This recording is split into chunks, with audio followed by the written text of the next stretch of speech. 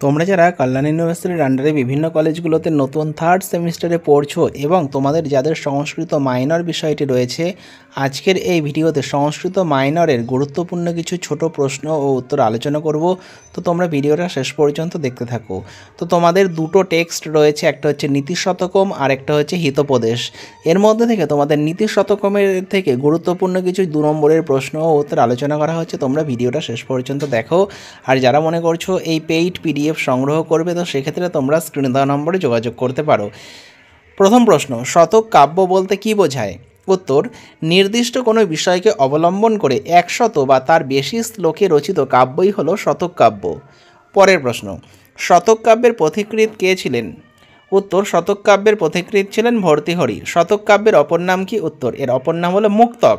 শতক ত্রয় কি? তাদের নাম লেখো। উত্তর, গীতিকাব্য রচয়িতা হিসাবে কালিদাসের পরেই ভর্তৃহরির স্থান। তার রচিত 3টি শতক গ্রন্থ একত্রে শতক ত্রয় নামে পরিচিত। এগুলি হলো নীতিশতক, শৃঙ্গার শতক এবং বৈরাগ্য শতক। পরের প্রশ্ন, নীতিশতক কাব্যের শ্লোকগুলি কি জাতীয়? এর শ্লোক সংখ্যা কত? উত্তর, নীতিশতক কাব্যের শ্লোকগুলি মুক্তক জাতীয়। এর শ্লোক সংখ্যা 108টি। পরের প্রশ্ন, নীতিশতক কাব্যে ব্যবহৃত 2টি ছন্দ ও অলঙ্কারের নাম লেখো।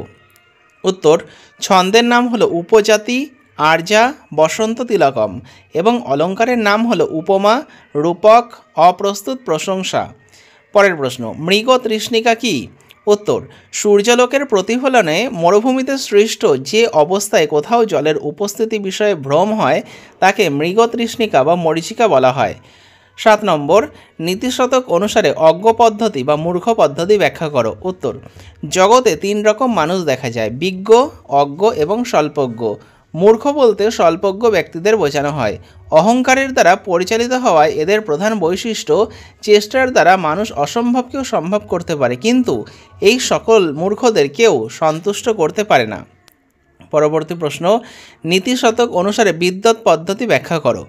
উত্তর দেখো, বিদ্বানের সমাদর সর্বত্র। বিদ্বানকে সকলেই সম্মান করে। রাজ্যের রাজার উচিত বিদ্বানের যোগ্য মর্যাদা দান করা। কোনো রাজার প্রচুর ধনসম্পদ থাকলেও তা একদিন বিনষ্ট হবেই, কিন্তু বিদ্বানের যে বিদ্যা নামক ধন রয়েছে তা কখনোই বিনষ্ট হয় না, এমনকি তা চোরেরাও হরণ করতে পারে না। স্বদেশে কিংবা বিদেশে মানুষের একমাত্র বন্ধু শিক্ষক এবং পথপ্রদর্শক। বিদ্বানের সংস্পর্শে থাকলে মানুষের কল্যাণ হয়, তাই বিদ্বানদের অবজ্ঞা করা রাজার মূর্খতারই পরিচয় দেয়। পরের প্রশ্ন, নীতিশতক অনুসারে বিদ্যার প্রকৃতি বর্ণনা করো। উত্তর, বিদ্যারত্ন মহাসম্পদ। চোর এই সম্পদ চুরি করতে পারে না, জ্ঞাতিগণ এই সম্পদের ভাগ নিতে পারে না। বিদ্যা সকলের জন্য কল্যাণ করে, সমাজের মঙ্গল সাধন করে।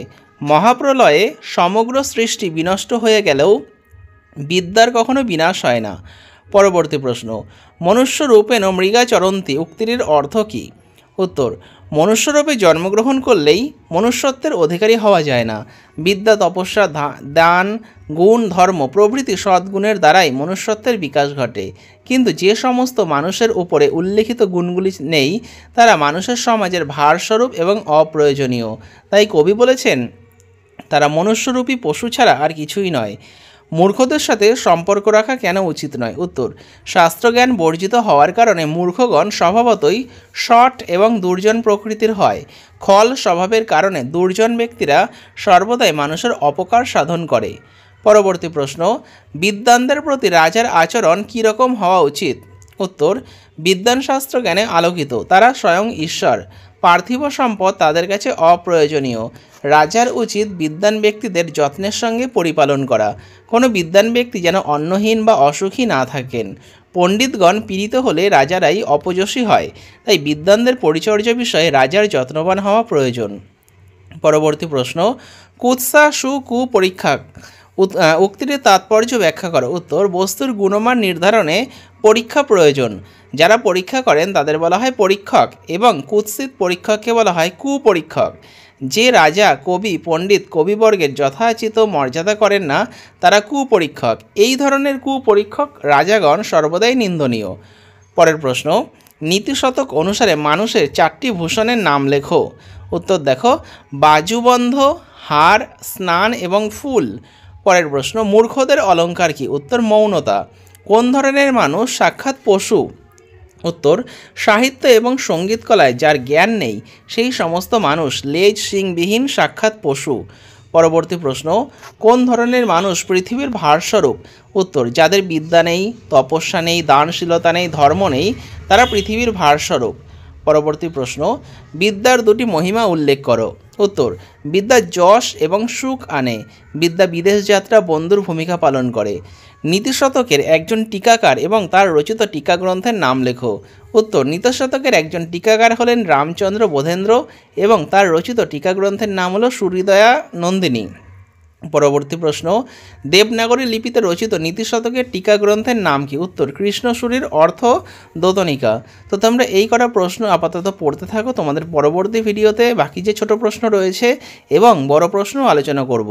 আর তাই তোমরা যারা চ্যানেলে নতুন আছো চ্যানেলটা সাবস্ক্রাইব করে রেখে এরকমই ভিডিও পাওয়ার জন্য। আর যারা মনে করছো এই পেইড পিডিএফ কপি সংগ্রহ করবে, তো সেক্ষেত্রে তোমরা স্ক্রিনে দেওয়া নম্বরে যোগাযোগ করো। তোমরা বিভিন্ন বিষয়ের মেজর, মাইনর, এসএসসি, এমডিসি সমস্ত বিষয়ের সাজেশন পেয়ে যাবে। সাজেশনগুলোর জন্য তোমরা স্ক্রিনে দেওয়া নম্বরে যোগাযোগ করতে পারো।